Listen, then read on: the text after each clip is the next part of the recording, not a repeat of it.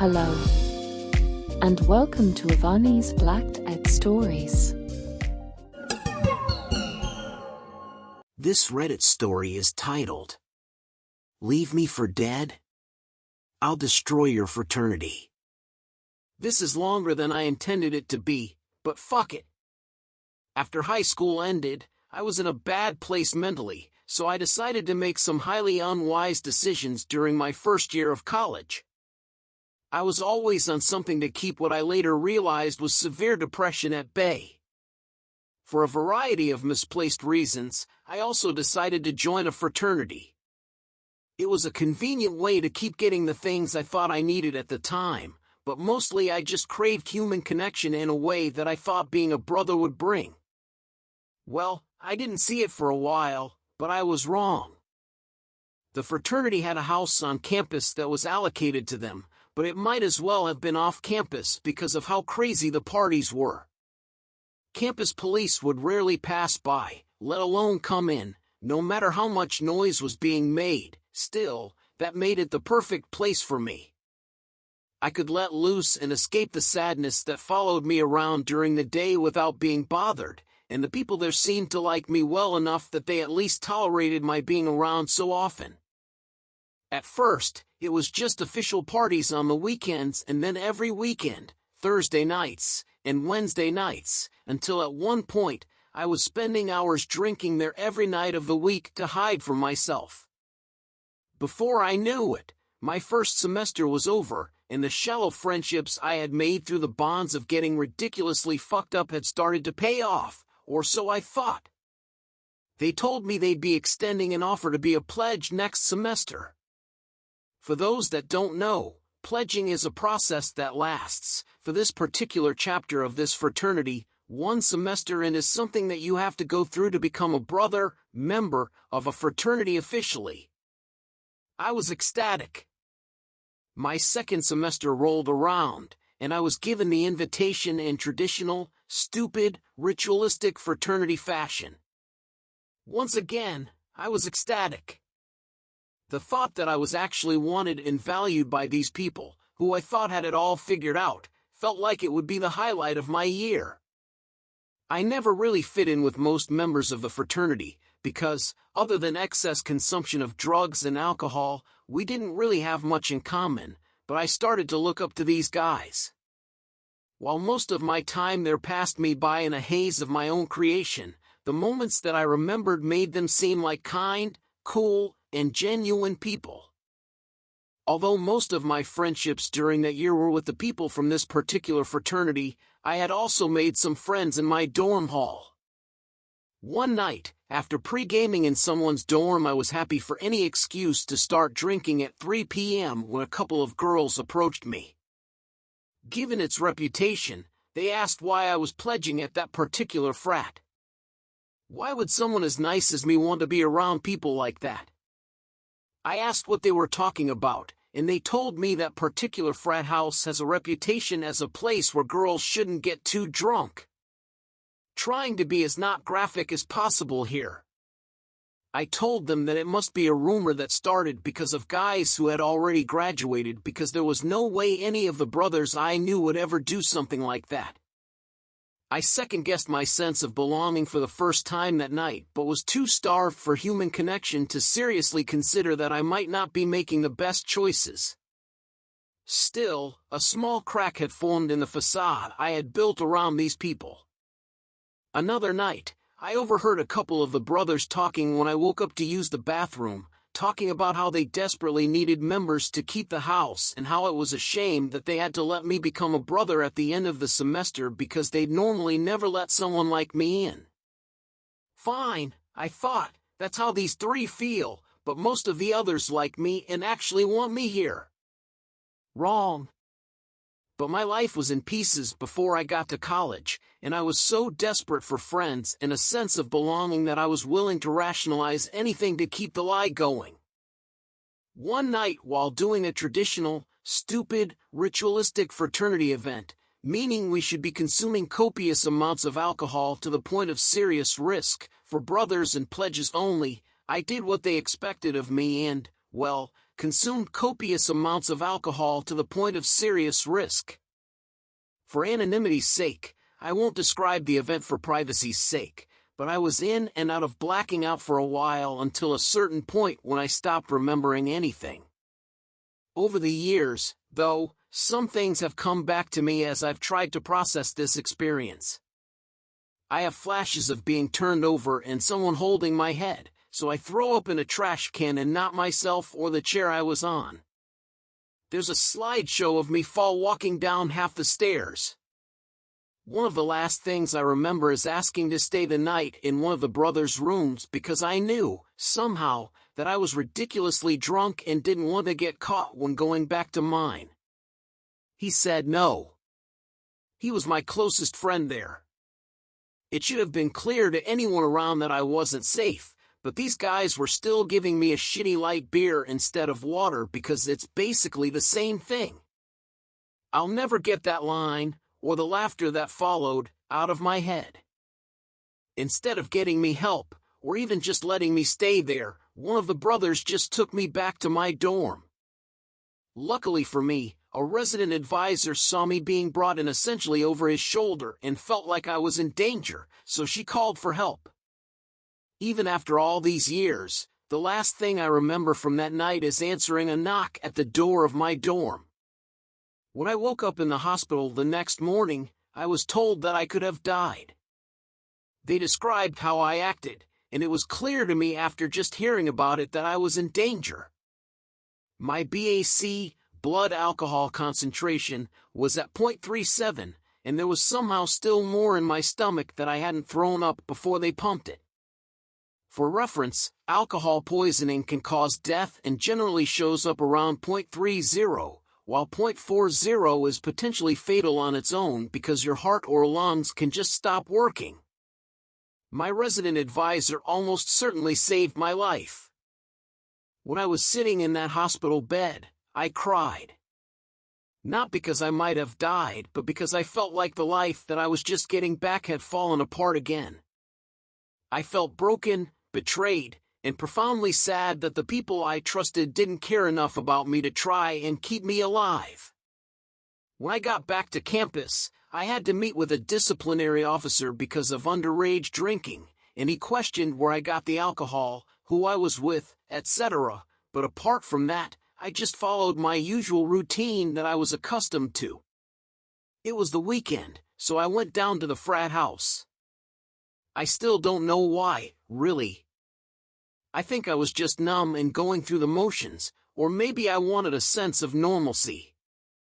When I got there, all the feelings of sadness turned to anger. As I told them what happened, the people that I half-heartedly expected to be happy to see me were more concerned about what I might have said to the disciplinary officer than the fact that I was alive. They were wrong to do that, for the record, because I covered their asses completely. But I was livid. These people were supposed to be my brothers. How dare they leave me for dead? How dare they feign concern for me when all they really want is to protect themselves? I made an excuse, that I had just wanted to update them but was tired and still recovering, so that I could go back to my dorm. I stewed in anger and resentment for hours. I thought about all the things I had experienced, all the warning signs, and I made a plan. First, I set up a new email account and got the faculty email for the head of the disciplinary committee. I will address him as committee head now. The full title is annoying to type out every time, a guy who apparently really hated the presence of fraternities on-campus housing. I told him I was a student who had information about crimes committed by the members of this particular fraternity and wanted them gone, not just from their house but from the school. I also talked to one of the girls who took me aside in my dorm, one I felt I could trust, and asked if she or anyone she knew had experiences, names, or anything. She wasn't willing to step forward personally, but she knew someone who was and helped me get in touch. 3 days later, I met with the committee head at 4 a.m. in someone else's office. I didn't want to be seen because I didn't want anyone to know what was going on or have any heads up. I asked him what he needed to take their house, and he told me. He amended the report I gave to the original disciplinary officer to include 2 accidental mentions of a particular relatively uncommon alcohol, one this fraternity always uses for their traditional, stupid, ritualistic, fraternity-only drinking events. For what it's worth, that alcohol was actually present, so it wasn't exactly a lie. Apparently, just that much was enough for an investigation and wouldn't need me to be involved any more than I already was, which was something I insisted on. The investigation merely being opened was also enough that one anonymous tip-off, say, where certain quantities of certain drugs were likely to be hidden within the frat house, was also enough for campus police to come knocking with real police in tow to tear the place apart if enough was found the first time. Remember, the house is owned by the school, so as long as the school gives the police permission to search and they have enough reason to, they're good to go. I also got him in contact with the brave girl who was willing to come forward with her story. I don't know if she ever got real justice, but I do know that one member of the frat suddenly dropped out between the first time I met with the committee head and when the police came. I hope she did. I made myself scarce around the frat house for a month or so with the excuse that I needed to stop drinking. I didn't stop, at least at that point, but I needed some reason for my distance. Even though I wasn't around as often as I once was, I did spend enough time there to put various amounts of coke, Xanax, MDMA, Ket, and LSD in places that people wouldn't look until the time was right. I've never been a rich guy, so it wasn't much, but pretty much every other room had enough for a minor possession charge, thanks to my generosity. When the house eventually got flipped, and the drugs were found, I dropped out because, despite my best attempts to hide it, at that point, most of the brothers were keeping me at arm's length and looking at me with suspicion. It was near the end of the semester anyway, and I had gone from doing fairly well in my first semester to failing most of my classes in the second, so I thought it was probably for the best. I still got to see some of them get dragged out of the house in handcuffs. It was worth it. When it was all said and done, the frat house was essentially raided twice. At least 3 of the brothers dropped out while facing serious possession charges that I had nothing to do with. Those were their drugs, and the rest of them had to separate, moving into other dorms or already scarce off-campus housing when the school banned the fraternity from ever having an official on-campus house for the next decade. Many of them also got minor possession charges on their own, thanks to me. This was almost a decade ago now, and I don't regret it at all, apart from the fact that I didn't do something sooner. Eventually, I got help for my mental health and no longer abused drugs or alcohol to cope with pain. I also transferred away from that shitty hellhole of a school with just the one good semester on my transcript, though I never did get around to finishing my degree because I spent years in a self-destructive spiral and all my money on therapy to pull myself out. I hope what I did made it at least slightly less likely for others to be in danger, one way or another, and that all the people who deserved it got what was coming to them. The pessimist in me doubts it, but I like to think that they did. At the very least, I know that fraternity doesn't have any presence at my former school anymore. Seems like it's hard to get new recruits when you lose the only thing you had going for you, and your already shitty reputation gets worse. TLDR, which stands for explanation is too long, and DR means don't read, joined a fraternity looking for friendship, got used to keeping their on-campus housing, and left for dead with severe alcohol poisoning. Frat was more concerned with getting in trouble than the fact that I almost died in part because of them, so I conspired with and then tipped off the head of the campus disciplinary committee, leading to their house being shut down and some of them facing serious time for drug possession. And now a few comments from a few Redditors. Pretty Psyche states, I remember hearing about a group of girls suing the people who ran the national group that ran a certain sorority. It seems that they had trouble recruiting on one college campus because they had a reputation for being the pig sorority. In other words, they wouldn't discriminate based on looks. They decided to purge the chapter of all the women who didn't fit the values of the chapter. Coincidentally, all of the purge just so happened to be not only aesthetically displeasing but also quite a few minorities as well. They denied that was the reason, but it was pretty obvious that was the reason. Jägermeister 34 states. I'm glad you got the help you needed. I work at a college. Last year, a fully pledged brother died of alcohol poisoning. His brothers dumped his corpse in the ER, where he was revived and lived on life support for 2 weeks before his parents pulled the plug. I absolutely hate Greek life and think it should be completely dismantled. Thank you for taking down one disgusting frat. Dayton Deus Han states. Not sure how much you need to hear this. But you did good. I'm happy that you didn't die that night. I'm happy that you're getting the help you need. Being men, we are constantly derided, mostly by our own gender, for needing help and support. But I want you to know something. It's okay not to be okay. It's okay to get help. It's okay to need/crave/desire human connection and contact. If you ever need to talk or if you need a virtual hug, reach out. I cannot promise you that everything will be okay. But I can promise you that I will be willing to help you. And now for the final comment from Zephyr Bright Moon. This is a long comment, and it is a personal story of theirs. This comment is long, so bear with me. Back in the 80s, I was in university down in Texas, where I'm from. I'll explain something from my university for those unfamiliar with Greek life. I know this stuff because I rushed for a sorority, like pledging for a fraternity.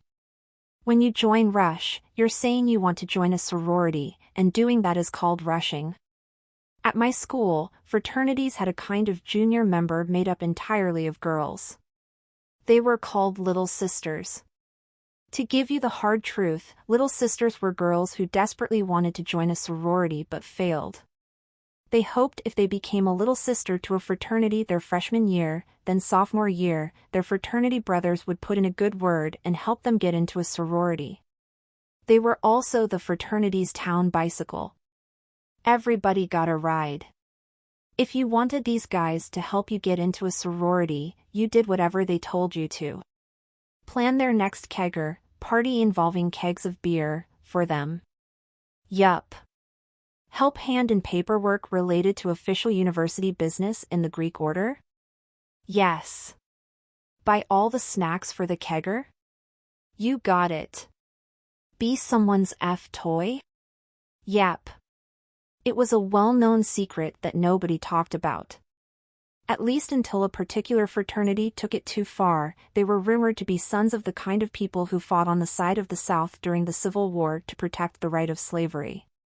They used the Confederate flag on a lot of their frat items.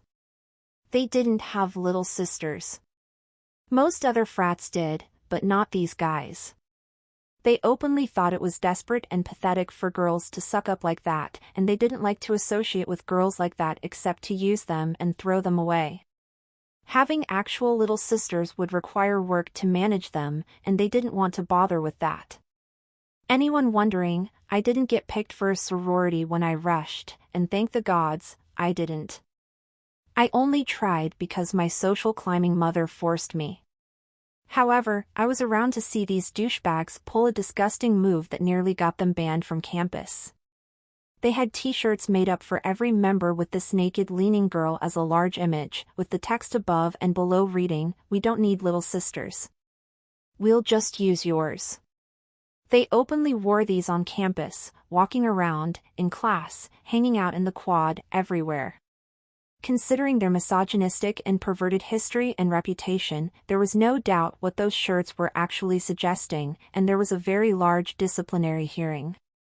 I never heard what came of it, but it was a huge uproar on campus and in the small town that is host to the school. The hottest sorority with the most popular girls was Chi Omega, known as Chio or Chi-O. These frat guys even made a song about these girls that got around. Think of the song Hi-Ho from the Disney movie Snow White and the Seven Dwarfs. It went like this. Chi-O, Chi-O, it's off to bed we go. We paid our bucks, we want our fucks. Chi-O, Chi-O. I have yet to see more than one fraternity that was actually any decent except the House of Fiji. Most Fijians I've met were decent, solid guys. We had a sorority full of girls into philanthropy and helping each other achieve success through hard work, but because they weren't the snobby biatches like Chi Omega and their name was Alpha Phi, they were known as the Alpha Fleabags, suggesting they were all ugly as dogs. The more I learned about Greek culture, the more I was disgusted by it. There was no such lambda like in Revenge of the Nerds. It was all just ego-tweaking crap. Well, that's it for now. And please tune in next time for more of my blacked out stories. And that concludes this story. And hopefully you enjoyed it. And if so, please consider my invitation to subscribe for more Avani's blacked out stories.